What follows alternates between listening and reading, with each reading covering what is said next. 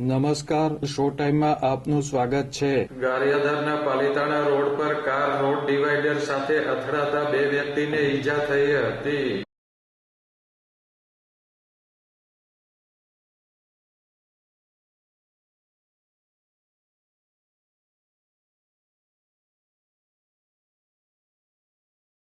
Gariadhar Palitana road પર પસાર થઈ રહેલી કારના ચાલકે સ્ટીરિંગ પરનો કાબુ ગુમાવતા કાર રોડ ડિવાઈડર સાથે અથડાઈ હતી।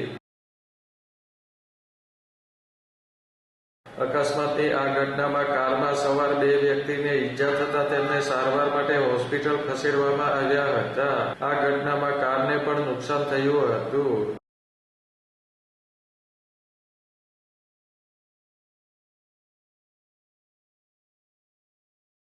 અકસ્માતની ઘટનાના પગલે સ્થાનિક લોકો બનાવ સ્થળે એકઠા થઈ ગયા હતા।